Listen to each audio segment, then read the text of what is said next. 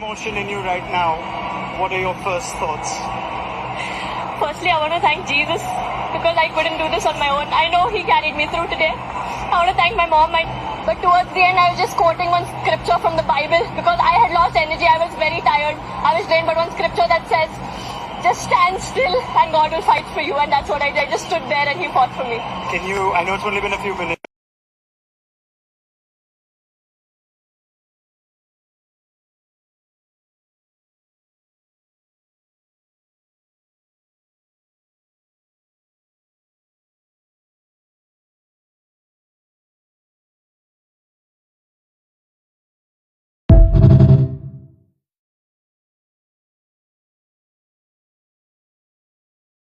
అధ్యాయము 35 నుంచి చివరి లేఖన భాగాలు. లేఖనము నిరార్థకం కార్యరదు కదా. దేవుని వాక్యం ఎవరికి వచ్చునో వారే దైవములని చెప్పిన ఎడల నేను దేవుని కుమారుడని చెప్పినందుకు తండ్రి ప్రతిష్ఠ చేసి ఈ లోకంలోనికి పంపిన వానితో నీవు దేవదూషణ చేస్తున్నావని చెప్పుదురా? నేను నా తండ్రి క్రియలు చేయని ఎడల నన్ను నమ్మకుడి, చేసిన వేళ నన్ను నమ్మమను. తండ్రి నాయందును నేను తండ్రి యందును ఉన్నామని మీరు గ్రహించి తెలుసుకున్నట్లు ఆ క్రియలను నమ్ముడని వారితో చెప్పాను. వారు మరలా ఆయనను పట్టుకొని చూసిరి, కానీ ఆయన వారి చేతిలో నుండి తప్పించుకొని పోయారు. యోర్దాను అద్దరి యోహాను మొదట బాప్తిసం ఇచ్చబడిన స్థలమునకు ఆయన తిరిగి వెళ్లి అక్కడ నుండెను. అనేకులు ఆయన యొద్దకు వచ్చి, యోహాను ఏ సూచక క్రియ చేయలేదు, కానీ ఈయనను గురించిన యోహాను చెప్పిన సంగతులు అన్నీ సత్యమైనవని అని అక్కడ అనేకులు ఆయన యందు విశ్వాసం ఉంచి దేవుడి లేఖన భాగాన్ని దీవించుగాక. ఆదేశం బట్టి ప్రశస్తమైన మీ సన్నిధానానికి స్తుతించడానికి వాక్యం చెప్పడానికి ఎవరి బిడ్డలు అనేకులు మీరు బలపరిచి ధైర్యపరిచి నా ప్రభా నీకు మహిమకరంగా మీరు గత నెలలో అంతా కూడా మీరు వాడుకున్న అనేక ప్రాంతాలలో మీరు వాడుకున్న విధానం బట్టి ఎంత స్తుతించడం కూడా తక్కువే ప్రభా. స్తోత్రం ఏసయ్య నా తండ్రి. యొక్క నవంబర్ మాసంలో కూడా మేము వెళ్ళే ప్రతి చోటికి దేవా, ప్రతి యొక్క సంఘంలో, ప్రతి ప్రదేశంలో, ప్రతి గృహంలో మాకంటే ముందుగా మీరు వెళ్ళి మార్గం సారం మెట్టలున్న మార్గం సారం చేస్తూ దేవా స్తోత్రం. నీ నామంలోనే అద్భుతాలు ఆశ్చర్యాలని నీ నామం ఎక్కువ అనుదినం దేవా నీ నామను పఠించడానికి, అనుదినం నీ నామం జ్ఞాపకం చేసుకోవడానికి, అనుదినం నీ నామం ఉచ్చరించడానికి మీ జ్ఞానాత్మత మమ్మల్ని నింపమని ప్రార్థిస్తున్నాం. మీ నామంలోనే దేవనంతని సమృద్ధి అనే జీవితాన్ని మీరు మాకు ఇచ్చే దేవుడు. మీ నామం అంతకంటే కూడా మీ వాక్యం హెచ్చించినారు. దాన్ని వాక్యంతో నింపబడలాగా మీ కృపాంశం దయచేయండి. ఈ వాక్యం నా ప్రభా దేవా మా జీవితాలకు ఫలవంతంగా మీరు చేశారు. గత అక్టోబర్ మాసంలో ఈ యొక్క నవంబర్ మాసం అంతలో కూడా మీరు అల్ఫా ఒమేగా వండి నా ప్రభా ఆది అంతమైంది మేము నడిపించబోతున్నందుకు మేము స్తుతిస్తున్నాం. కంటే పరిణామము అని నా ప్రభా జమీమా నా తండ్రి వరల్డ్ కప్ మా తండ్రి ఉమెన్స్ వరల్డ్ కప్ లో బిడ్డలు మీరు రుచిపరిచారు. అందుకు ఎంత స్థుతించినా కూడా తక్కువే. దేవా మీకే స్తోత్రం, మీకే స్తోత్రం, మీకే ఆ బిడ్డ విజయానికి కారణం వాక్యము అని మా ప్రభా బిడ్డ తెలియజేసిన సాక్ష్యం బట్టి మేము స్థుతిస్తున్నాం. అవును ప్రభా నీ వాక్యం మా యొక్క హిమోగ్లోబిన్ కణాల్లో ఉండటానికి మీకు ప్రదాయించండి. నీ వాక్యము మా యొక్క ఎముకలను మూగులలో ఉండటానికి మీకు ప్రదాయించండి. నీ వాక్యం మా ఎముకలలో ఉన్నప్పుడే నా ప్రభా మా ఎముకలకు తగిన దుష్ట శక్తులు అన్ని కూడా మేము లయపరిచే దేవుడు. దేవా మరలా మేము నిత్య జీవాన్ని మా ఎముకల ద్వారా మేము పొందుకోగలుగుతాం. దేవా మీకే స్తోత్రం, మీకే స్తోత్రం, మీకే స్తోత్రం, మీకే స్తోత్రం, మీకే స్తోత్రం, మీకే స్తోత్రం. బొమ్మ పుట్టివాడు తన కలుగుడుగా చేసి మీ పరిశుద్ధాత్మ పనిలో దాచుగా మీకు వర్ణాలు స్తోత్రం చెల్లిస్తున్నాం. విరాత్రి కాలస్యమేమని మా ప్రభా దీర్ఘకాల వ్యాధులు సహితంగా కల్పించి మా తరగా బాధించమని ప్రార్థిస్తున్నాం. నిన్న దినాన 5 మందిని నూతనంగా మీరు నడిపించారు. వారందరినీ మీ కరుణాపీఠంలో ఎత్తిపడుతున్నాం. దేవా ఎమ్మెకి నుంచి వచ్చిన నరసాన్ని మీరు కనికరించిన తండ్రి అనేక మంది మన ధ్యాన అంశం ఏంటంటే తండ్రి చేత ప్రతిష్ఠించబడిన వారు. చెప్పండి, తండ్రి చేత ప్రతిష్ఠింపబడిన వారు. మళ్ళీ చెప్పాలా? తండ్రి చేత ప్రతిష్ఠింపబడిన వారు. తండ్రి చేత ఎవరైతే ప్రతిష్ఠింపబడతారో వాళ్ళు శక్తివంతులుగా ఉంటారు. ఒకటి, తండ్రి ప్రతిష్ఠించిన వారు బలవంతులుగా ఉంటారు. రెండవది, తండ్రి ప్రతిష్ఠించిన వారు అద్భుత కార్యాలు, ఆశ్చర్యకారాలు, వింత కార్యాలు, సూచక్రియలు, గొప్ప కార్యాలు చేస్తారు. తండ్రి ప్రతిష్ఠించిన వాళ్ళు ధైర్యంగా ఉంటారు, పిరికి వాళ్ళుగా ఉంటారు. ఆయన నామంలోనే ఘనమైన విజయమని ఎక్కడన్నా ప్రపంచమంతా చాటుతారు. నిజంగా ఇరాత్రి కాలంలో దేవుడు నన్ను ప్రత్యేకించి ప్రతిష్ఠించి పంపాడా? దేవుడు ప్రతిష్ఠించిన వాళ్ళంటే నిజమైన రక్షణ అనుభవంలో ఉన్న వాళ్ళు చలించి ఫలించి ఉనికి కలిగి జీవించేవాడు. అందుకని ఇందాక 2వ అధ్యాయం 10వ వచనంలో మనం చూస్తే 10 దినములు శ్రమ కలుగును, మరణ మట్టుకు ఏం చేయాలంట? నమ్మకత్వాన్ని కోల్పోకూడదు. చాలా మంది నమ్మకత్వాన్ని కోల్పోయి పిరికి వారే చాటు మాటగా ఉంటుంటారు. పిరికి వారే సాక్ష్యం చెప్పరు, పిరికి వారే వాక్యం చెప్పరు, పిరికి వారై సరి అయిన విధానంలో ప్రార్థన చేయక అపనమ్మకం అవిశ్వాసం పడడం ద్వారా ఉన్న రోగాలు అలాగే ఉంటాయి, అయిపోతుంటాయి, మళ్ళీ వస్తుంటాయి. కానీ కంప్లీట్ గా తాళపు చెవి దేవుడు ఇచ్చాడు పేతురు. పరలోకపు తాళపు చెవి. పరలోకపు తాళపు చెవి అంటే విశ్వాసం అనే తాళపు చెవి. దావీదు తాళపు చెవి. దావీదు ధైర్యవంతుడైనటువంటి దావీదు తాళపు చెవిలో అపవాది అయినటువంటి గొలియాతును మరి మట్టు పెట్టేటటువంటి జ్ఞానం వివేకం ఇచ్చాడు. ధైర్యంతో చిన్నవాడే 17 సంవత్సరాలు ఉన్నవాడు అన్యుడైనటువంటి గొలియాతు దేవుడి బిడ్డతో ఇష్టానుసారంగా మాట్లాడుతుంటే రోషంతో ఆ యొక్క చిన్న గురకరాయి ఇంకొక చోట సహాయపు రాయి మిద్దె మీద నుంచి కింద పడేస్తే వాడి తల అంటే దేవుని పిల్లలు దూషించే వాడి తల ముక్కలైపోతాయి, ఒక రాయి. అలాగనే మనం చూస్తే ఇంకొక విధానంలో గిద్యోను విషయం, యెహోవా విషయమే గిద్యోను విషయం. న్యాయాధిపతులు 6వ అధ్యాయము మనం చూస్తే చాలా విషయాలు ఉన్నాయి. మీరు 6, 7 నవంబర్ మాసంలో ఎక్కువగా చదవండి. దేవుడు ఖచ్చితంగా మీలో ఉన్న పిరికితనం, అవిశ్వాసం, అల్పవిశ్వాసం, అపనమ్మకం దేవుడు తీసేస్తాడు. దేవుని యొక్క మాటలో మనం నమ్మకం ఉంచాలి. అబ్బాబా జమీమా ఉమెన్స్ వరల్డ్ కప్ లో బలమైన విషయాన్ని పొందుకోవడానికి వాక్యమే, మా మమ్మీ నాకు వాక్యం ఎక్కువ నేర్పించింది అని చెప్పింది. ఆ వాక్యమే యేసయ్యనే నాకు విజయం ఇచ్చాడు. యేసయ్య విజయకారకుడని రుజువరుస్తాడు. ఎవరి ఎముకలలో, మూలుగలలో, హీమోగ్లోబిన్ కణాలలో రక్తం ఉంది అంటే ఖచ్చితంగా ఆయన విజయకారకుడని రోషముల దేవుడిగా రుజుపరిచే దేవుడు. మనల్ని గత సంవత్సరంలో ఆ పాప ఎంపిక అయినా కూడా ఒక క్రైస్తవురాలు వాళ్ళ నాన్న కన్వర్ట్ క్రిస్టియన్ మారారు కదా అని తృణీకరించారు. కానీ ఈ సంవత్సరంలో దేవుడు అద్భుత రీతిగా ఆ బిడ్డకు ఘనమైన విజయాన్ని ఇచ్చి మహిమకరంగా వాడుకున్నాడు. హల్లెలూయా. నామమును గణపరచు నిమిత్తమే ఇక్కడ గిద్యోను కూడా విద్యానీయులకు భయపడి, విద్యానీయులు మిడతల లాంటి వారు, వాళ్ళ యొక్క రథాలు ఇసుక రేణుల కంటే ఎక్కువగా ఉంటాయి, గుర్రం రథాలు. అయితే అలాంటి వారిని నేను ఎలా ఎదిరించాలమ్మా అనేసి గిద్యోను ఏం చేస్తాడంటే, గిద్యోను విశ్వాసే, బలమైన విశ్వాసే, దేవుని ఎందుకు భయభక్తి కలవాడే, దేవునికి ఇష్టమైన వాడే. అలాంటి గిద్యోను భయపడి గానుగా చాటున ఉండి గోధుమలు దున్నగొట్టుకుంటున్నాడు. మహా కరువులో ఉన్నారు.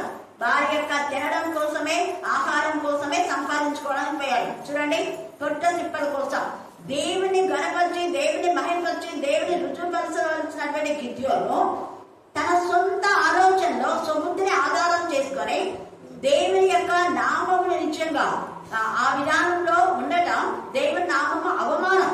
కానీ దేవుడు తన నామానికి అవమానం తెచ్చుకో. రోషం వల్ల దేవుడిగా గిద్యోనులో రోషాన్ని పుట్టించడానికి ఏమంటాడంటే, గిద్యోనుతో 6వ అధ్యాయం 12వ వచనం చదవండి. న్యాయాధిపతులు 6:12. యెహోవా దూత అతనికి కనబడి, చూడండి, దూత భయపడుతూ గానుగ చాటున ఉన్న గిద్యోనుకు దేవుడితో కనబడింది. ఇలాంటి కాలంలో బైబిల్లో అలజడితో కాలంతో ఉన్న దేవుడి దూతనే నీతో మాట్లాడతారు. అక్కడ పౌలు అంత సౌలుగా ఉన్నప్పుడు వ్యతిరేకంగా ఉండి దేవునికి వ్యతిరేకమైన పనులు చేసి తాను దేవునికి ఇష్టమైన చేస్తున్నాడని అనుకున్నాడు తన యొక్క ఆలోచన. బట్ తను చేసిన పని దేవునికి సరైనది కాదు. ఇలాంటి కాలంలో మన స్వబుద్ధిని మనం ఆధారం చేసుకోవచ్చు.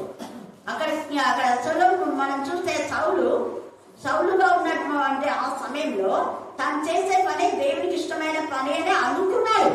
కానీ దేవుడు చెప్పాడు, నీ పని నువ్వు నాకు అనుకూలంగా చేస్తున్నావు అనుకుంటున్నావు, కానీ నువ్వు చేసే పని ద్వారా ఎంత మంది ఆత్మలు బాధతో కృంగిపోతున్నాయి. ఎంతని నువ్వు హత్య చేస్తున్నావు, మునికోలకు ఎదురు తస్తున్నావు. స్వయంగా ఏసైనా మాట్లాడు, ఎవరు ప్రభా నువ్వు హింసించే వాడినే నేను నీతో మాట్లాడుతున్నాను. అలాగా దేవుడు మనతో మాట్లాడేది. మన యొక్క అయోమయ పరిస్థితి. మంచివాడే పౌలు, మంచి క్యారెక్టరే. కానీ అమ్మవారి స్వబుద్ధితో, తలంపులతో వేరే వాళ్ళకి చెప్పి, వేరే వాళ్ళ అధికారంలోకి తీసుకొని నువ్వు ఈ పని చేయి, ఆ పని చేయడే, వేరే వాళ్ళ మాటలు వినిచేస్తున్నాడు. దేవుని పని చేయటం, దేవుని పని చేయకుండా వేరే విధానంలో.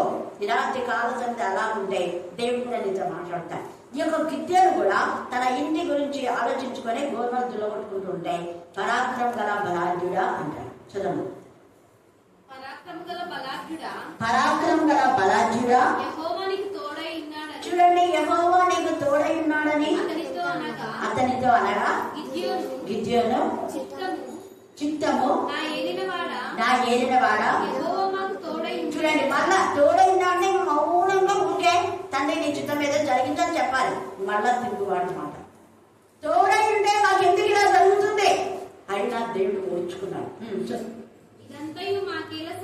ఇదంతా మాకు ఎందుకు జరుగుతుంది? ఎంత బాధ ఉంటది దేవుడు తింటాడు. కానీ అయినా దిగబెట్టుకున్నాడు. చదవండి. యెహోవా ఐగుప్తులో నుండి మమ్మల్ని రప్పించనని చెప్పుచు మా పితరులు మాకు వివరించిన ఆయన. చూడండి ఎంత ఇదిగా, అసలు ఈ మాటనే మాట్లాడకూడదు. గిద్యోను ఎంత ఇదిగా దేవుని చూద్దాయంటే భయపడి ఒలిగిపోయి మీరు ఏం చేయమంటే అది చేస్తానని అంతే. కానీ ఎంతసేపు ఆర్గ్యూ చేస్తున్నాడు. చాలా మంది ఆర్గ్యూ చేస్తుంటారు. ఆర్గ్యూ చేయడం కాదు, చెప్పిన పని చేయాలి. అక్కడ సైన్యం ఆర్గ్యూ చేయలేదు. ఇలాగా చిన్నోడే మారుడే తన తల్లి దేవుని ఎదురు భయభక్తి గల వాళ్ళ గర్భంలో ఉన్నప్పటి నుంచి పెంచింది కాబట్టి దేవుని మందిరంలోకి శామ్యూయల్ తీసుకొని వెళ్ళినప్పుడు ఏలి ప్రవక్త అయినటువంటి ఏలి దగ్గర తీసుకొని వెళ్ళినప్పుడు ఏలి అంటాడు, అయ్యగారు మీరు నన్ను పిలుస్తున్నారా? చిత్తం, మీరు ఏం చేయమంటే చెప్పడానికి నేను రెడీగా ఉన్నా అంటే లేదన్నా నేను పిలవలేదు, నువ్వు పడుకోపోను. నువ్వు పిలవలేదా? పిలిచావు అని మళ్ళీ ఆలోచించాను. పడుకోపోతే నువ్వు పుస్తకం పడుతున్నావు. మళ్ళీ రెండోసారి వినిపించింది. మళ్ళీ వచ్చి అయ్యగారు మీరు పిలిచారా అన్నారు. అప్పుడు అర్థమైంది, ఈసారి మీరు పిలిస్తే చిత్తం ప్రభా నేనున్నా, నాకు చెప్పండి ఏం చేయాలనో అని చెప్తాను. చూసారా, అక్కడ ఆర్గ్యూ చేయలేదు. అదేంటి ఆయన పిలవలేదంటాడు, నాకేమో స్వరం వినిపించింది, ఈయన ఏందబ్బా మనమైతే ఖచ్చితంగా ఇట్లనే మన ఆలోచనలన్నీ ఇవే ఉంటాయి. శామ్యూయల్ దేవుడు అంతగా ఆశీర్వదించాడు. అంటే ప్రవక్త ఏలి కంటే కూడా ఆ విధానంలో శామ్యూయల్ హెచ్చించడానికి కారణం విధేయత. చెప్పింది చెప్పినట్టుగా చేశాడు. కానీ తన కొడుకుల విషయంలోనే పొరపాటు చేశాడు. ఇలాంటి కాలంలో మనం జ్ఞాపకం చేసుకోవాలి. దేవుడు మాట ఇచ్చినప్పుడు మౌనంగా చేయడం మాత్రం మనం నేర్చుకోవాలి. ఇక్కడ గిద్యోను విషయంలో చాలా ఓపిక పడతాడు దేవుడు. ఎంత ఓపిక అంటే అంత ఓపిక పడతాడు. ఆ తర్వాత గిద్యోను ధైర్యవంతుడు అవుతాడు. మళ్ళీ ఇంత చెప్పినా కూడా నువ్వు నిజంగా అయితే నాకు సూచన చూపి అంటాడు. ఇక్కడ వర్షం పడాలా, ఈరోజు వర్షం పడకూడదు అంటాడు. ఎన్ని పెట్టాడు అవన్నీ చదవనికే టైం లేదు. అయితే ఆ తర్వాత గిద్యోను ఏం చేస్తా అంటే 28వ వచనం చదవండి. 6వ అధ్యాయం 28. ఆ ఊరుగారు వేకునే లేచినప్పుడు బయలు యొక్క బలిపీఠము విరగొట్టబడి ఉండదు. దేవుడు చెప్పినట్టు పోయి మీ నాన్న ఏమైతే బలిపీఠాలు కట్టడం ముందు అన్నింటినీ పడగొట్టేశాయి. ఇలాగే మన జీవితంలో ఉన్న అవిశ్వాసం, అల్ప విశ్వాసం, మీ పిల్లల నుంచి, మీ అమ్మ నుంచి, మీ నాన్న నుంచి వచ్చిన ఏమేమైతే మూఢ నమ్మకాలు, ఆచారాలు, కట్టుబాటు, మీ అమ్మ మీ నాన్న ఏం నేర్పించారు, దుర్బోధలు, మీ పెద్దలు, మీ ఫ్రెండ్స్, మీ యొక్క ఎవరైతే నీకు దుర్బోధలు నేర్పించే వాడి పడగొట్టేనే దేవుని యొక్క నామమునకు మహిమ. పడగొట్టబడింది. అప్పుడు అందరూ ఆలోచన కలుగుతుంది. ఎవరు పడగొట్టదు ఈ బయలుదేవత నాయన పడగొట్టి మళ్ళా అక్కడ దేవుని నామమున బలిపీఠం కడతారు. 37 నుంచి 40 దాకా మీరు చదువుకోండి. దేవుని నామమున బలిపీఠం కట్టడం, దేవుని నామమును ప్రతిష్ఠించుకోవడం. అందుకే ఆయన నామంలో యెహోవా విజయం, గిద్యోను విజయం అని చెప్పండి అంటాడు. అక్కడ అదంతా చదువుకోండి, మీకు టైం లేదు. తర్వాత 7వ అధ్యాయం దగ్గరికి మనకు వస్తే 14వ వచనం చదవండి. 7వ అధ్యాయము 14వ వచనం. అందుకు వారి చెలికాడు, అది చూడండి, చెలికాడు ఇద్దరికి కళ వచ్చింది. కళలో ఒక ఎవల రొట్టె పోయి అక్కడ నుంచి వచ్చి అది ఏమేమో జరుగుతుంది అక్కడంతా కళంతా రాయబడింది. అదంతా చూడండి, ఖచ్చితంగా అది గిద్యోను యొక్క ఖడ్గమే. యోవాషు కుమార్ తండ్రికి ఎంత ఘనత. యాక్చువల్ గా తండ్రి ముందు భయపడి బయలుదేరడం కట్టాడు. ఆ ఊరు వాళ్ళందరూ ఏకమైపోయినారు. దేవుని ఆరాధించకుండా బయట పూజించడం మొదలుపెట్టారు. కానీ దేవుడు గిద్యోను యొక్క తన తల్లి ఆధ్యాత్మికంగా పెంచింది. అందుకనే కొంత దేవుని భయము గిద్యోనుకు ఉండేది. అందుకనే అంటున్నాడు, యోవాషు కుమారుడైన గిద్యోను ఖడ్గమే నిశ్చయం కాదు, ఇంకోటి కాదు. ఎంత ఎంత తేటగా వాళ్ళు మాట్లాడుతున్నారు. తర్వాత మనం చూస్తే ఆ 14 నుంచి 18 దాకా కూడా మీరు చదివితే ఎన్ని మేలులు పరిశుద్ధాత్మ దేవుడు గిద్యోను విషయంలో చేస్తారు. చాలా విషయాలు చదవండి మీరు, అక్కడ ఉంది. తర్వాత 6వ అధ్యాయం కూడా 20 నుంచి 24 దాకా చూస్తే అక్కడ నేను నిజంగా నువ్వు దేవుని దూత అయితే నేను వెళ్ళి త్వరగా ఎంత తీసుకెళ్ళి నేను నీకు అర్పణ తీసుకొస్తాను. ఎంత గొప్ప కృప! అర్పణ తీసుకొచ్చి రాతి మీద పెడితే నీళ్లు పోయమంటే నీళ్లు పోస్తే ఆ రాతిలో నుంచి నిప్పొచ్చి ఆ యొక్క అర్పణను స్వీకరిస్తా. అంటే ఘనమైన విషయం అర్థం. హల్లెలూయా, హల్లెలూయా, హల్లెలూయా, హల్లెలూయా, హల్లెలూయా. ప్రార్థన, మన అర్పణ, మన సాక్ష్యం, మన కార్యము, మన వాక్యం అన్ని దేవునికి ఇంపైన సువాసన యాగంగా ఉండాలి. అగ్ని వచ్చి అపోస్తలులు ప్రార్థిస్తున్నప్పుడు అగ్ని వచ్చి వారికి వాక్శక్తిని ఇచ్చిన కొలది వాళ్ళు మాట్లాడారు. వాళ్ళంతా చెల్లిపోయినటువంటి యూదులే, అన్యులు కాదు, వాళ్ళంతా యూదులే. ఆ తర్వాత అపోస్తలులు 4వ అధ్యాయంలో అన్యుల మీదకి పరిశుద్ధాత్మ వచ్చింది. 10వ అధ్యాయంలో కూడా కొర్నేలి అన్యుడే. వేదం లేదు అని చెప్పాడు దేవుడు.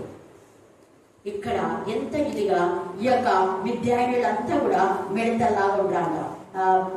7వ అధ్యాయం 18వ వచ్చింది కాదు, 17వ వచ్చింది. ఇదిగో నేను వారి దండు కొట్టకొనకు కూర్చున్నాను, నేను చేయనట్లు మీరు చేయవలెను, నేను నాతో ఉన్న వారందరూ. చూడండి, నేను నాతో ఉన్నవారు ఎవరు? వీళ్ళతో ఉన్నవారు అంటే మొదట ఎంతమంది నేను దేవుడి యొక్క పని చేయడానికి రండి అంటే 1000 మంది వస్తారు. ఆ 1000 మంది దేవుడు అంటారు నాకు 1000 మంది అవసరం లేదు. వాళ్ళంతా ఉంటే ఒకటి ఊపిరి లేని వాడు, గాలి లేని వాడు, ధైర్యం లేని వాడు, పిరికి ఉండేవాడు. ఇలాంటి 1000 మందితో నేను కార్యం చేయను. 3000 మంది మందిరానికి వస్తున్నారా? 3000 మంది ప్రయోజనం లేని వాడు. 4000 వస్తున్నారా? ప్రయోజనం ఉండదు. 1000 మంది వస్తున్నారా? ప్రయోజనం ఉండదు. రోషం కలిగి దేవుడు చెప్పినట్టుగా చేసే వాళ్ళే. అందుకే గిద్యోను అంటాడు, ఆ నీళ్లను మీరు తాగండి అంటే నీళ్లు కింద పెట్టింటారు. ఆ యొక్క ఏజ్లో ఉన్న నీళ్లను తీసుకొని తాగండి అంటే కొంతమంది నీళ్లు తాగి అంగిపోయారు.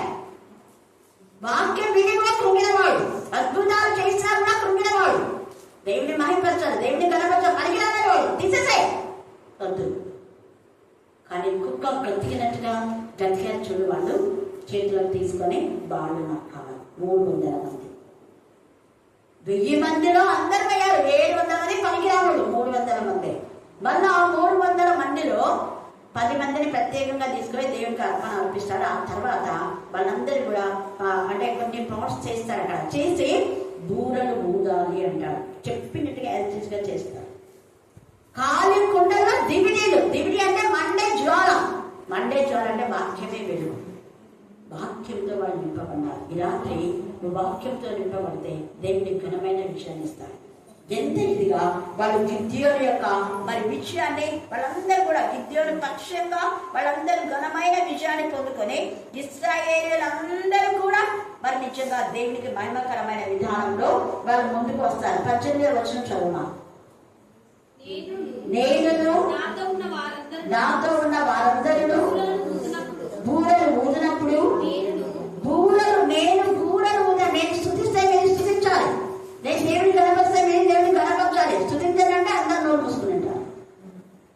ఏకంగా కూడా స్తుతించాలి. ఆయన కృప నిరంతరం ఉండు కాక అని అన్నప్పుడు మోసే ప్రజలందరూ కూడా ఆయన కృప నిరంతరం ఉండు కాక, ఆయన మీకు తోడైన కాక, నీ ఆత్మకు తోడైన కాక. ఇప్పుడు నోరు మూసుకోవాలి. అలా చేస్తేనే విజయం వచ్చేది. ఈ నవంబర్ మాసంలో మీరు దైవజనులు చెప్పినట్టుగా వాళ్ళతో కలిసి చేస్తే ఖచ్చితంగా విజయం మీకు దేవుడు ముందే ఇచ్చాడు. ఇక్కడ నేను చెప్పినట్టుగా నేను చెయ్యండి అంటున్నారు. నేను నాతో ఉన్న వారందరూ బూరలు ఊదినప్పుడు మీరు దండపాలం అంతరి చుట్టూ బూరలను ఊదుచు యెహోవాకును గిద్యోనుకును విజయమని కేకలేమని చెప్పాను. ఇక్కడ యెహోవాకే విజయం అని చెప్పొద్దండి. ఎందుకు? గిద్యోను దేవుడు వాడుకొని బలపరుస్తున్నారు. నా విజయం గిద్యోను ద్వారా. చాలా మంది పేరు చెప్తే అసూయపడుతున్నారు. పేరు ఎందుకు చెప్పాలి? అసలు చెప్పాలి. ఆత్మీయ తల్లి అంటే అసూయనే. ఒకవేళ పొరపాటున మేడం వాళ్ళు ప్రార్థన చేస్తుంది కదా, ప్రార్థన చేసింది అనడంలో తప్పింది కదా. ఆయన నామంనే కదా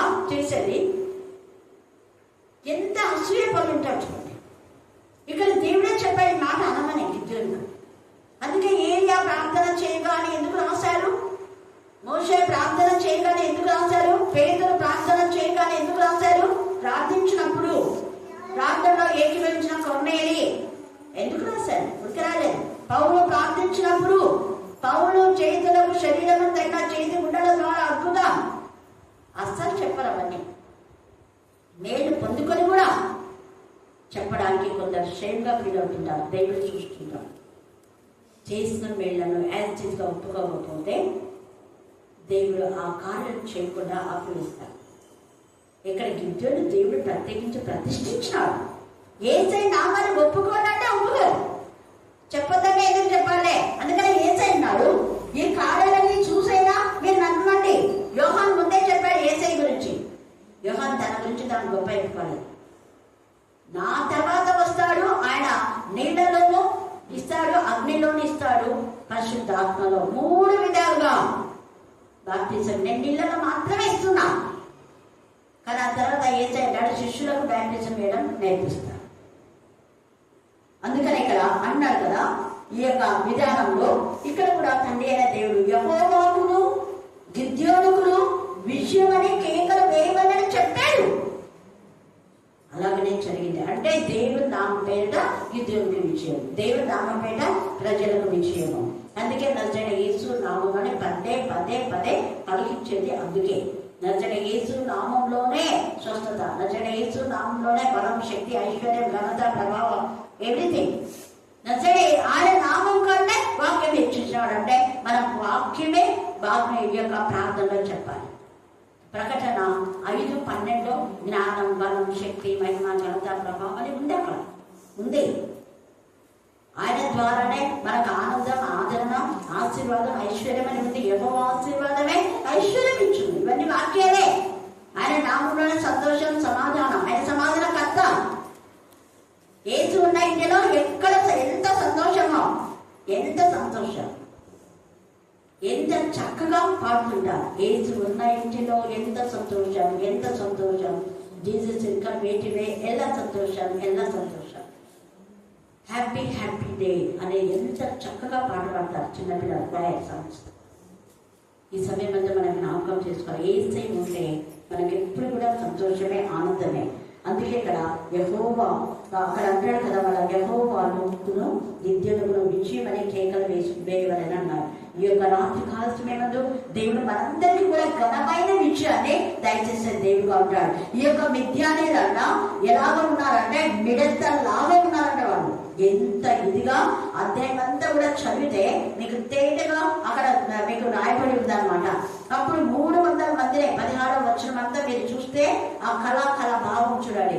గిద్యోను ఆ కళ వివరమును, దాని తాత్పర్యమును విన్నప్పుడు అతను యెహోవాకు నమస్కారం చేసి వాళ్ళకి ఇచ్చిన కళ వాళ్ళకి చెప్తే నమస్కారం చేసి ఏమంటున్నాడు చూడండి, ఇశ్రాయేలుల దండులోనికి తిరిగి వెళ్ళి లేండి, యెహోవా మిద్యానీయుల దండను మీ చేతికి అప్పగించుచున్నారని చెప్పి ఉండే అప్పగిస్తున్నాం చెప్పేసి 300 మందిని 3 గుంపులుగా చేసి 100 మంది చేశారు. బూరలో వట్టి కుండలో ఏం పెడుతున్నాడు? దివిజీలను. ఈ రాత్రి మన ఒంటి హృదయాల్లో వాక్యంతో మనం నింపుకోవాలి. వాక్యమైన వెలుగు జ్వాల, నోరు బూరగా ఉండాలి. ఆ మాటలు ఏవైతే దేవుడు వాక్యంలో నింపారో నీ నోరు తెరవకుండా నేను దాన్ని నింపుతా. ఏదైతే దేవుడు మన నోరు నింపాడో అంటే పలకాలి, చెప్పాలి. ఇంటి ముందు వాళ్ళకు, ఇంటి పక్కన వాళ్ళకి, వేరే వాళ్ళకు సోదే చెప్పడం కాదు. ఈరోజు నీ వాక్యం చదివినా, దేవుడు ఈ వాక్యం అంతా మాట్లాడు, నీ వేరే వాక్యం చదివావు అంటున్నా అసలు ఎప్పుడు దేవుడు స్తుతించాలి అని చెప్పగలిగి ఉంటాం. అందుకే వాళ్ళు బూరలు ఊడడం అంటే నోటిని ఉపయోగిస్తున్నారు, హృదయం లేకుండా దివిటితో నింపబడింది. వారితో ఇట్లా నేను వారి దండు కొట్టకొనకపోతున్నాను, నేను చేయడంలో మీరు చేయాలి. చేస్తున్నారా? మరి దైవజనుడు చెప్పినట్టు చేస్తున్నారా? చెప్పినట్టు చేశారు కాబట్టి ఏకీభవిస్తున్నారు. వీళ్ళందరికీ 300 మంది గిద్యోను ప్లస్ 301కి ఏకమనసు ఏకభావించాడు కాబట్టి ఆ విషయం వచ్చింది. ఈ రాత్రి నువ్వు ఏకీభవిస్తే అబ్రహాంతో ఘనమైన విషయం, సంపూర్ణ స్వాస్థ్యం. ఏకీభవించకుండా వేరైపోయిన రోజుకు అపజయమే. ఏం పొందుకోలేదు, అన్ని పోగొట్టుకున్నాడు. తర్వాత చూడండి 20 వచనం, అట్లు నడిచాము మొదటి కావలి వారు ఉంచబడగానే గిద్యోనును అతనితో ఉన్న 100 మంది దండపాలెం కొట్టుకొనకపోయి బూరలను ఊది తన చేతుల్లో ఉన్న కొండలను పగలగొట్టింది. అట్లా ఆ 3 గుంపుల వారు బూరలను ఊదుచు ఆ కుండలను పగలగొట్టి మన యొక్క హృదయాన్ని దేవుని సుంద పలకుంటాం. అందుకే మీ వస్త్రాలు కాదు మీ హృదయాలు చించుగా రండి అని యోవేలు 2లో రాయబడింది. పగలగొట్టి ఎడమ చేతులలో దివిటీలను, కుడి చేతుల్లో ఊదుటకు బూరలను పట్టుకుని యెహోవా ఖడ్గము గిద్యోను ఖడ్గమని కేకలు వేసిరే. అక్కడ యెహోవా విజయం గిద్యోను విజయం అన్నారు. ఇక్కడ యెహోవా ఖడ్గము గిద్యోనుకి ఇచ్చినాడు. ఆ ఖడ్గం వాక్యమైన ఖడ్గం. హెబ్రీ 4:12 రెండంచుల ఖడ్గం. అందుకని యెహోవా ఖడ్గము గిద్యోను ఖడ్గం అని కేకలు వేసి వాళ్ళు ప్రతి వాడు తన చోటున దండు చుట్టూ నిల్చుండగా ఆ దండు వారందరూ పరిగెత్తుచు కేకలు వేయచ్చు పారిపోయి అప్పుడు మిద్యాను అందరినీ తరిమేశాడు. ఇంకా చాలా చాలా ఉంది. వాళ్ళంట ఎలాగ మోహరించారు మిద్యానీలు అంటే ఎంత ఇదిగా ఉన్నారంట. వాళ్ళంతా సన్నద్ధులే. ఆ తీరమంతా కూడా ఇసుక రేణుల వలె. 12వ వచనంలో అంటాడు, మిద్యానీయులను అమాలేకీయులను తూర్పు వారును లెక్కకు ఎట్లున్నారంట, మేడంతల వలె ఆ మైదానంలో పరుండేది. వారి వంటలు సముద్ర తీరమంతున ఇసుక రేణుల వలె లెక్క లేనివై ఉండేను. గిద్యోను వచ్చినప్పుడు ఒకరు తాను కలిగిన కళను చెరికానికి వివరించుచుండాను. అది విన్నాడు. ఎంత అద్భుతం! ఎందుకంటే ఈయనకు అన్ని సూచనలు కావాలని దేవుడు కలిగించిన. ఇవన్నీ సూచనలు అడిగినాడు కదా, అందుకే కలిగించిన. దేవుడికి స్తోత్రం. బలహీనుడైన గిద్యోను బలపరచాడు. ఈ రాత్రి దేవుడిని బలపరుస్తాడు. బలమైన దేవుడు ఘనమైన విషయాన్ని ఇచ్చే దేవుడు అనుకున్నాడు. అయితే మనం ప్రతిష్ఠించబడాలి. అందుకే యేసయ్య ప్రతిష్ఠించబడినాడు కాబట్టి యేసయ్య ద్వారా సూచక్రియ చేశాడు. యోహాను ద్వారా అనేక ఆత్మలను ప్రభు వైపు నడిపించాడు. యోహానికి ఇచ్చిన తలాంతు యోహానుదే, యేసయ్యకి ఇచ్చిన తలాంతు యేసయ్యదే. యేసయ్యను సూచక్రియల ద్వారా, అద్భుత కార్యాల ద్వారా, గొప్ప కార్యాల ద్వారా ఆయన విశ్వసించేలా చేశాడు. అక్కడ యోహాను యథార్థంగా తప్పును ఖండించాడు. ఎవరి తప్పు వాళ్ళు ఖండించారు. అనేకులు తమ పాపాలు ఒప్పుకొని బ్యాప్టిజం తీసుకొని తల్లుల హృదయం, తండ్రుల వైపు, తండ్రుల హృదయం తల్లుల వైపు తిప్పబడింది. మరి మీ హృదయం తిప్పబడిందా? వేరువేరుగా ఉందా? వేరువేరుగా ఉందంటే ఇద్దరు ప్రార్థన చేస్తారు, ఇద్దరు వాక్యం చెప్తారు, ఇద్దరు ప్రార్థనలో ఉంటారు. ఇద్దరు అలాగ ఉండి భార్య ఒకలాగా, భర్త ఒకలాగా, పిల్లలు ఒకలాగా, తల్లి ఒకలాగా ఉందంటే బలమంచ పరిశుద్ధ ఆత్మగా ఉండేది. అపవాదం గుర్తుపెట్టుకోండి. ఇక్కడ ఏకీభవించిన వారికి అందరూ ఖచ్చితంగా విజయమే. మా తల్లిదండ్రులతో మేము ఏకీభవించినందుకు ఈరోజు మీ మధ్య ఇలాగా నేను చెప్పగలుగుతున్నాను. మరి మీరు ఎలాగున్నారు? నాన్న ఎంత ఇదిగా ఎంతమంది గురించో ప్రేర్ చేయమని ఆ పేరు తెచ్చేవాడు. చాలా సంఘాల గురించి ప్రేర్ చేయించేవాడు. తనకి ఏ సంఘంకి వెళ్ళాలో ఆ సంఘ పెద్దల పేరు నాకు ఇప్పటికీ గుర్తుంది. గూడూరు పురుషోత్తం తాత, మలాకి తాత, పాముల దావీదు, ఇర్మియా తాత, తర్వాత ఇంకా తెన్నికల్లో దావీదు, తర్వాత దేవదానం అంకులు, మాణిక్యం అంకులు, వీళ్ళంతా ప్రబంధ రత్నం అంకులు, ప్రబంధ నిధించారు, జీవరత్నం అంకులు, పెద్దలు, సంఘ పెద్దలు. ప్రత్యేకంగా వాళ్ళ గురించి ప్రేర్ చేయండి. వాళ్ళ పిల్లలంతా ఉన్నత స్థాయిలో ఉన్నారు. హల్లెలూయా, హల్లెలూయా, హల్లెలూయా, హల్లెలూయా, హల్లెలూయా. ఇక్కడ వినగండ్లలో అక్క వాళ్ళ నాన్న గంజిల్ల, వినగండ్ల, తర్వాత ఇంకా తేలగుంటే అవన్నీ ఇప్పటికీ నేను గుర్తు చేస్తుంటాను. దేవరకొండ ఇంకా మా అన్న నుంచి కొన్ని మేము పరిచయకు వెళ్ళాం. వినుకొండ, దొనకొండ, అద్దరికి, సంతమాలు, ఎలుగుపాలు, నాగపూర్, వినుకొండ, గుత్తి, గుంటకల్, మొగది, సోమరం, వనవంతి, కైవాడ, నంద్యాల, ఆరువలి, ఆరూరు, తిరుపతి, మురువని, చెన్నకొండ, చెన్నపల్లి, పల్లి, గూడూరు. అప్పుడు వచ్చింది అంతా సేవ అయిపోయినాక అప్పటికి వచ్చిన గూడూరు.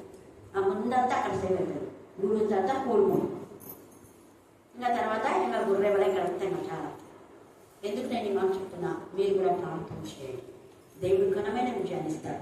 అందుకే ఇక్కడ యేసే ద్వారా అనేకుల కోసం ప్రార్థన. అందుకే అనేకులు ఆయన ఎదురు విశ్వాసం ఉంచండి. అనేకులు ఆయన ఎదురు విశ్వాసం ఉంచాలంటే మనం అనేకుల కోసం భారంగా ప్రార్థన చేయాలి, సహకరించాలి. దేవుడు అనేక భాగం దీవించి ఆశీర్వదించుగాక. ఆమేన్, ఆమేన్, ఆమేన్. ఈ సమయం ఆరాధించటకు మీ వాక్యం భాగ్యం దయచేసినందుకు మీ పనులు నమస్కరిస్తున్నాను. ప్రభావించండి. నేను మాత్రం తండ్రి వ్యర్థం కాకున్నట్లుగా మా హృదయాలు భద్రపరచండి.